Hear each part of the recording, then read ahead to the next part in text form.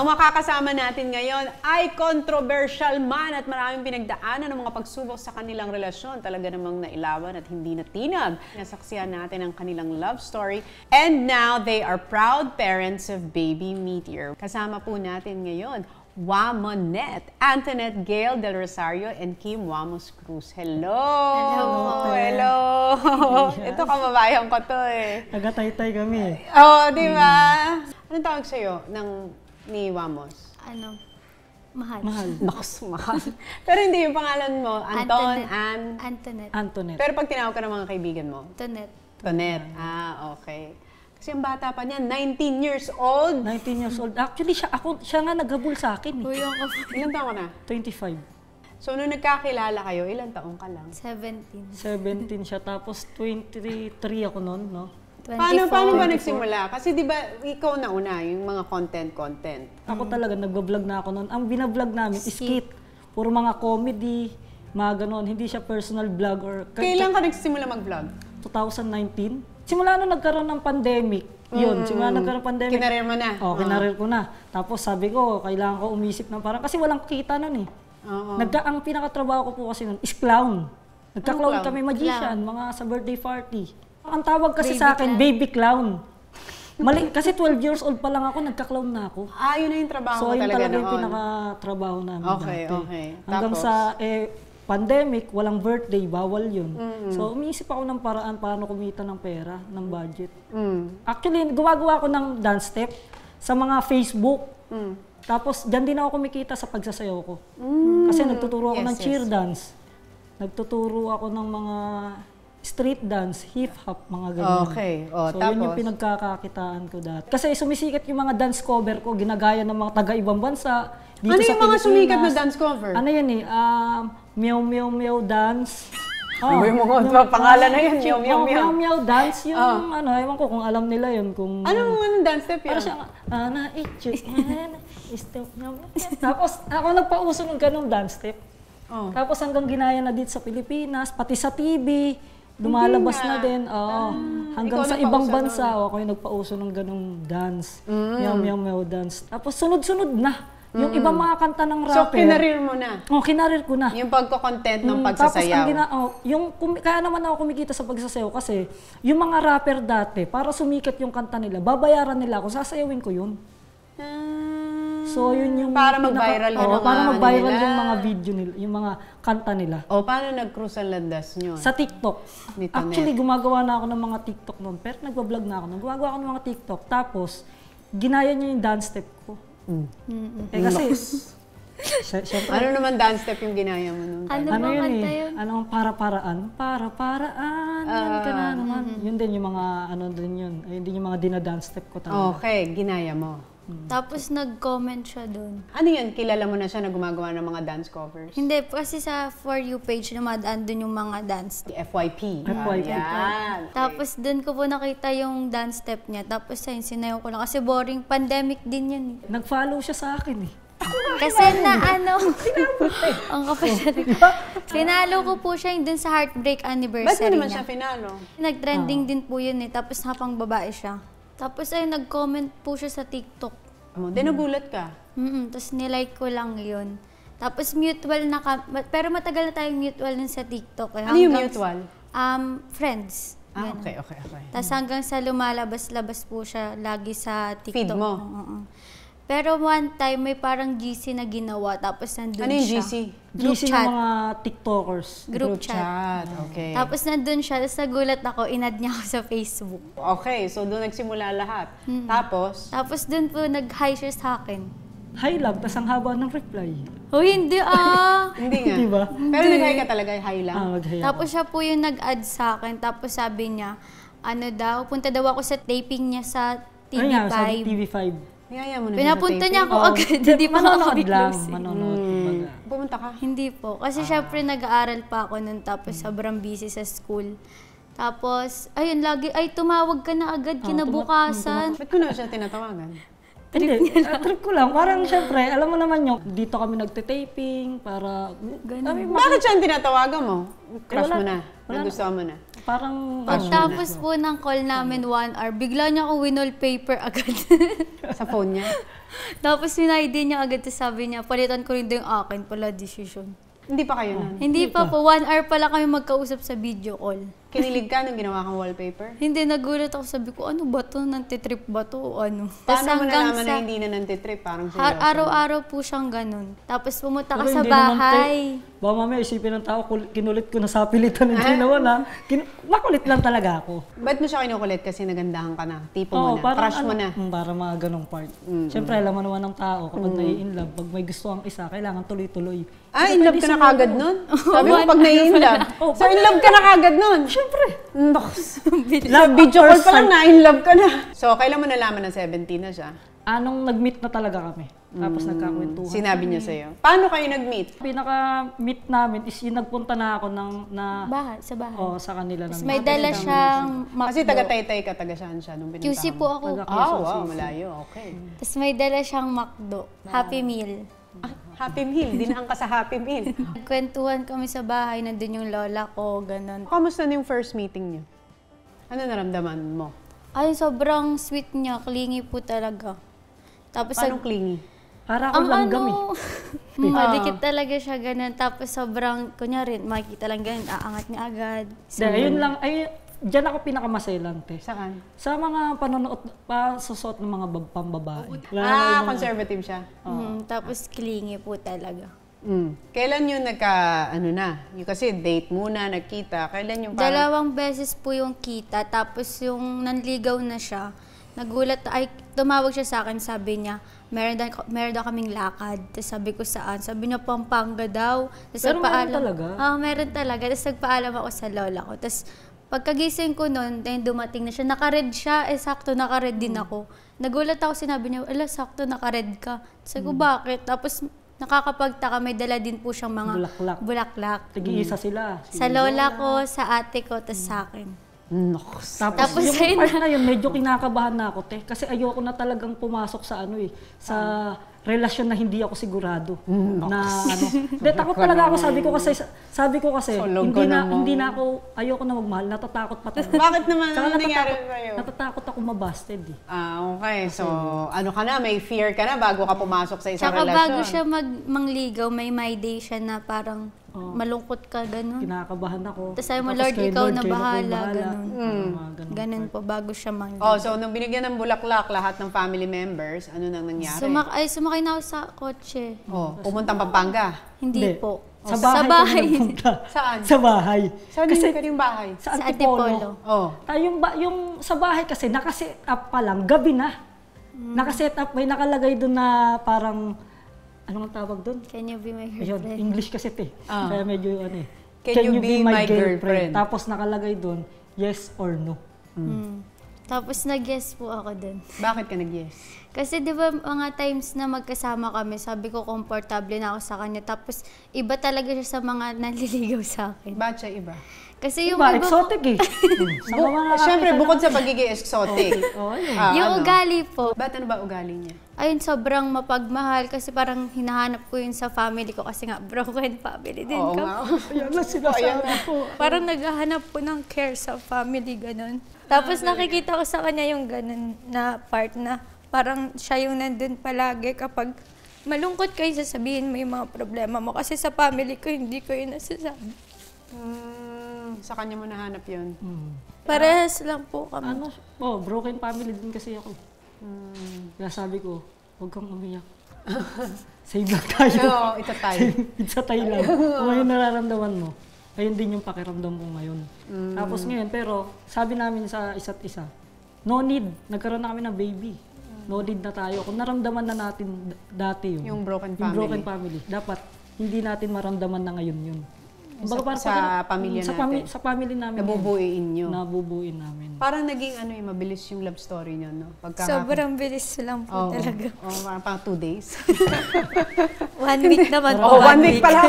Okay, so, nagkainlaban na, nagkabukasan na ng mga buhay at lahat-lahat.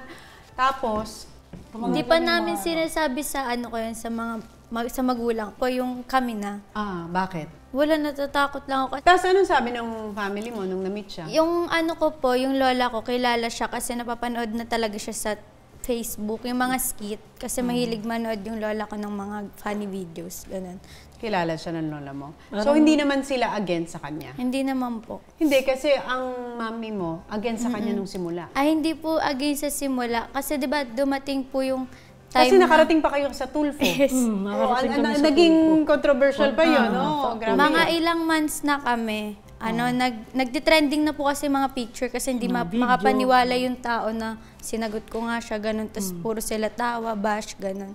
Paano nyo hinandle pala yun? Yung binabash yung relationship nyo? Ano? Actually, hindi na namin gaano Sinaset pinapansin. aside lang po namin. Hindi na kasi, po namin gaano Ikaw, pinapansin. babae, di ba emotional ang babae? Hindi ka ba na-hurt? na-hurt daw kasi nasabi nila dati, pera lang daw habol, ganun. Yun Sinong yung isa habol sa amin. pera? Ako Siya. daw. Kasi, syempre, vlogger nga ako. Although, yun yung sinasabi na pinapamukha nila sa amin.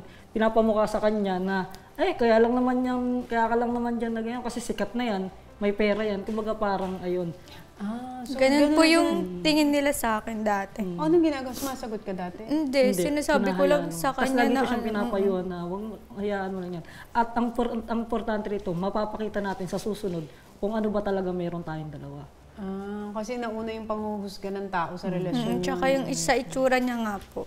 So, Dun paano mo talaga. hinandle yun? Siyempre, pag babae, Pinapabayaan lang po talaga. Tapos sinasabi ko sa kanya, minsan hindi ko na kaya kasi umiyak din ako nun dati. Lalo dumating yung time na natulpo kami. Sobrang hirap po sobra yung talaga. pagsubok. Una, hinusgahan kayo dahil sa relasyon nyo. Pangalawa, natulfo pa kayo. Pero bago po kasi dumating dun sa tulpo, okay naman po talaga. Kasi broken family nga po kami. Ang akala lang kasi nila, tinatanan ko to. Tinanan mo ba? Oo. Hindi po. Hindi ibig sabihin. Ang akala lang nila, tinatanan ko Hindi, siya. as a mother, syempre ngayon po okay na kami. As a mother, ayaw niya daw po umaiba yung landas ko, ganun, mabuntis ng maaga, ganun. Oo. Kasi nga po, nag-aaral pa po ako nun. Kasi 17 ka pa lang nun, di ba? Underage pa po Ilan taon ka talaga. na nabuntis? 18 na po, 18. Next year, buntis ka na. O, di ba yun yung kinakatakot ng nanay mo? So, nangyari. Ano nangyari? Paano nga pala yun? Bakit nakarating tayo sa Tulfo? Dumating po yung tulpo kasi parang nainis yung mami ko kasi yung daddy ko yung sinama namin sa interview. Kasi nga po, broken family kami. Tapos, Baga parang di niya matanggap. Nagselos siya kasi siya nga daw yung Nagpalaki. kasama kong na matagal. Bakit yung daddy ko yung nandun sa interview ng KMJS.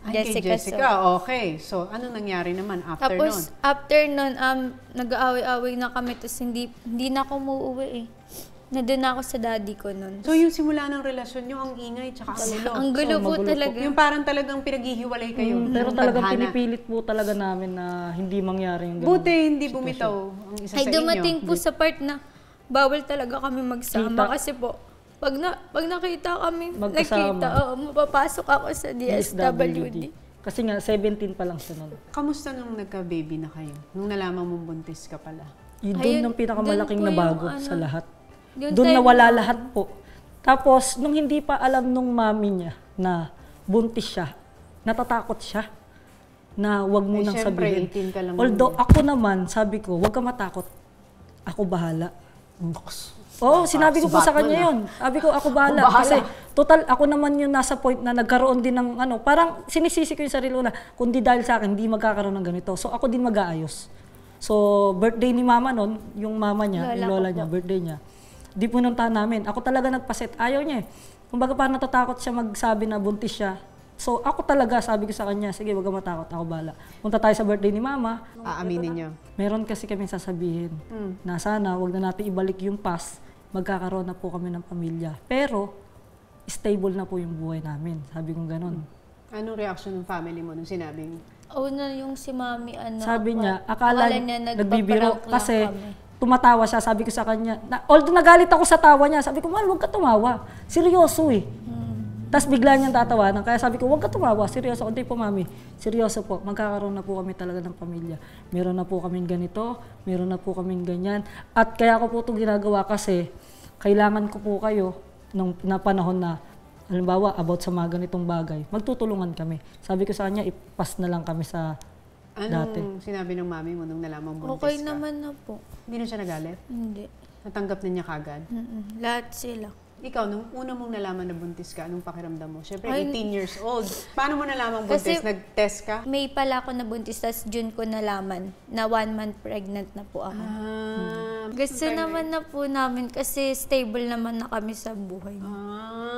So fast-paced talaga. Nung nagpunta kami ng Baguio, nakakita ako ng bulalakaw.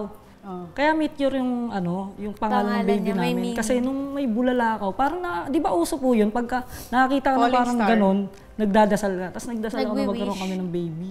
Tapos Nag-wish yun ka yung na magka-baby. dumating. So wait lang, kasi yan lahat wish mo. Wish din ba niya yun na magka-baby at 18? Hindi ko naman po ina-expect pero nandun na kasi. Kasi mababago ang buhay mo pag naging nanay ka na. Kasi ikaw, tatay ka na, alam mo na yung pakiramdam, di ba? Tatay Meron ka na ng talaga panganay, ako eh. di ba? So, opo. alam mo na yung pakiramdam na may anak. Pero para sa isang 18-year-old na halos padalaga pa lang talaga, tapos meron ka ng responsibilidad, ngayon meron ka ng anak, mababago talaga yung buhay mo, mababago yung pananaw mo, mababago yung pagtingin mo sa mga bagay-bagay, di ba? Lahat po. Oo. Paano ka nabago nung nagkaroon ka ng anak? Ano, yung time kasi, di ba dati, ano lang dyan, gala-gala lang. Ngayon, bas, pipiliin mo na lang nakasama siya. Ganun talaga pag nanay ka na. Oo. Emotional talaga. Oo. Anong nabago sa'yo? Yung time po, tsaka syempre yung mga kilos. Dati gala-gala lang, ngayon sa family mo na kailangan spend yung oras. Paano nabago yung relasyon nyo nung dumating si Baby Meteor? Meron pa rin bash nung kasi nung nag-reveal kami nung buntis siya. Sobrang Sobrang bash. daming bash ng dumating na. Naku, Pero buntis ka maraming- pa naman. Tapos maraming- nagbasa ka ng ganun. Marami nag-congratulations. Pero may bash level kasi din ayaw ang- nila na makamukha ko. Ay, naku, yung Ay, pala ang yun talaga naman- yung pinaka Yun ang doon. naging concern Yun, ng mga tao. yun. Kaya So, ikaw, ikaw ba natakot ka na makamukha niya? hindi po. Kasi mas nakakatakot pag ka na Kapitbahay. Oo nga naman. Oo. Pag pinipintasan nila ang iyong mahal sa buhay na si Wamos, pag sinasabihan nila ng hindi magaganda, nasasaktan ka. Kaya po pag tinatanong siya sa akin, nasasaktan din ako. Pag pinipintasan siya ng ibang tao, no? Anong sinasabi mo sa kanya? Kasi pag sinasabihan yung parang wala lang eh. Hindi siya naapektuhan? Hindi. Hindi. Ano Ba't di ka nga naapektuhan? immune na. Immune. Kumbaga parang may vaccine ka na. May vaccine ka. Kumbaga sa COVID, wala na to. Na-injection na ako ng ganyan. Hindi natatalab Tsaka yan. ako, ang ugali ko kasi ate, kapag sila may sinasabi sa akin, ang ganti ko is, sasakyan ko. Dati, tinatawag nila akong lamok. Ginawa niya pa Ginawan ng ko pa ng dance step. step yung lamok dance. Sino ngayon yung nagkakapera? Ako. Di ba? Ginagawa mo na lang blessing yung Ginawa ko bashing. ng blessing yung sige, good, go ka.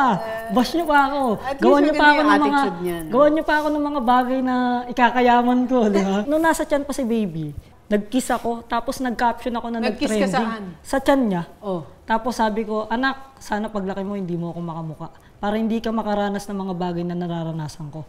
Sobrang dami nag-share, sobrang dami nag-trending. Actually, kung sa Hindi news na na namin bashing. siya nakikita. Hindi na bashing. Hindi na siya na-bash. Doon namulat siguro yung tao na, puta bakit mo nga binabash si Wamos? Kahit naman kamukha niya yan. Doon na bago. Anak naman niya yan. No? Doon na bago yun. Yung ang dami nang nagtatanggol sa akin. Actually, kaya hindi ko din pinapansin yung mga comment section. Kasi sila lang yung nag-aaway doon. May mga nagtatanggol sa amin, may mga nakikipag-away. Sabi ko, alam mo yung pag nagbabasa ka, natatawa na lang ako na, uy, tayo nag-aaway itong dalawa. Uy, supporter ko, kaaway si So, kanino ka ngayon kumukuha ng lakas mo? Kay Meteor po. Ano lagi mong sinasabi sa anak mo? Sabi ko, yung mga naranasan ko dati na sana hindi niya rin maranasan, ganun ayoko paranas sa kanya yung mga bagay na sobrang hirap na pinagdaanan namin. Like? Like yung ayun nga po, sa bashing, tapos yung broken family, ayun po. Pero, yun yun pinakinggan ni Lord yun. Kasi simula nung lumabas si Meteor, puro good comment. Wala Tapos ka makikitang inabangan bash. po talaga siya ng mga tao as in. Inabangan ng mga tao kung sinong kamukha. Pero ang cute ng anak niyo. Sino kamukha? Dinrawing ko yun sa loob. Sino kamukha siya? Halo daw po Halo daw eh. Kasi yung ilong, sobrang Sa tangos akin yung ilong, mata, tas yung tapos yung ilong kilay, niya. tsaka yung mata. Tapos yung shape Tapos daw yung po. puti, maputi siya, no? Anong pakiramdam nung makita mo yung anak mo sa kanya? Ako, nung nakita ko siya, Hindi, nasa delivery room pa lang nasa ako. delivery room pa lang siya. Mas ano pa po siya, mas kabado pa siya sa akin. Siyempre, Ganun, kinakalma siya Actually, ng ako mga... first time ko kasi Ano yun. ka ba, normal o cesarean? Normal po. Wow. Sobrang kabado ko. Bakit ka Sobrang, kinakabahan? syempre, buhay niya din yung ano. Di ba, may mga ganong klase ng park eh. Kaya nagdadasal ako. Siguro, 10 ama namin na yung tinatawag ko para ano talaga. Kasi first time ko yun. Na? Yun. Ganon, sa labor room. First time ko yun. Na mawi-witness mo. Oo, kasi nung sa una ko, wala kasi ako nun. Kasi syempre, mahirap ang buhay. Nagka-clown ako nun eh. Nag-show ako nun para may panlabas yung sa una ko. Kaya hindi ko siya talaga naranasan. Pero kaya first time ko, lahat ng mga ginagawa ko ngayon, puro first time ko. Lahat. Ngayon mo na-enjoy yung pagiging ama. Ngayon ko siya na, ano, yung... So, ano yung pakiramdam mag-alaga, na nahawakan mo yung anak mo? Masaya. So, sobrang happy. Oo nga. Kamusta na yung relasyon nyo ngayon, yung family? Mas lalong higpit. So, masasabi nyo ba na naging blessing si Meteor sa buong pamilya kasi parang nagkaayos lahat? Opo, Sobra. blessing. Sobra. Kasi yung mami niya, family side niya, nagkaayos kami. Tapos yung sa side ko naman, nagkaayos din. Actually, lahat vlogger na nga eh. Kamusta siya bilang daddy? Okay lang naman po. Ay, okay lang. Parang may sama ng loob nung Oo, puyat ako. yung pagkakasabi niya, okay lang naman. Parang puyat Hindi, ako. okay lang. Ginagampanan niya yung responsibilidad niya. Kamusta naman siya bilang mami? Okay lang din. Binawian yun. Kasi yun lang sa kanya, okay lang din. Goods. Sobrang goods siya. Kasi anong tawag dito? Ang galing niya mag-alaga. Sobrang galing niya mag-alaga. Kasi na-training na siya eh. Doon pala sa mapatid niya. Na-training Tatlo na po siya. kasi yung sunod-sunod. Tapos yung Ikaw baby pa naglala? lang. Kami po ng mga kapatid. Paano niyo i-describe yung relationship niyo ngayon? Ande. Mula sa magulo, maingay, Ang gulo po. maraming simula sa panguhusga, hanggang Pero sa ngayon- nabuntis, nagsama na kayo. Ngayon may anak na kayo. Pero si ang Meteor. pinakamaganda, yung umpisa, andun yung mga bash, andun lahat. At ng pagsubok namin andun. Pero nandito na kami sa medyo kaduluduluhan. Gumaganda na yung namin, pangalan namin. Hindi, Gumaganda na bakit yung... tingin niyo gumaganda na yung sitwasyon? Wala na siyang bash. Hindi yung katulad ng ganito. Siguro yung- kasi mas bine-bless po kami ni God. Like, nagkaroon na kami ng bahay, business. lahat. From magulo, maingay, ang daming Nagiging maayos. controversy. Ayun po yung nagpapatatag sa amin, yung mga problemang dumaan sa amin. Meron ba kayong pinagsisihan? Ikaw? Wala naman po. Ikaw? Meron ka bang pinagsisihan? Wala akong kailangan pagsisihan kasi sinimulan na po namin ito eh. Tsaka naging maayos naman po lahat. O ano masasabi niyo dun sa mga tao na hinusgahan yung relasyon niyo nung nagsisimula pa lang kayo? Ang masasabi ko lang sa kanila, at least nakita na nila yung Yung bunga ng pinaghirapan namin dati. Bakit sa dami ng hirap na pinagdaanan nyo, hindi kayo naghiwalay? Kasi Dahil, ganun kami katibay Tsaka mahal talaga namin yung isa't isa.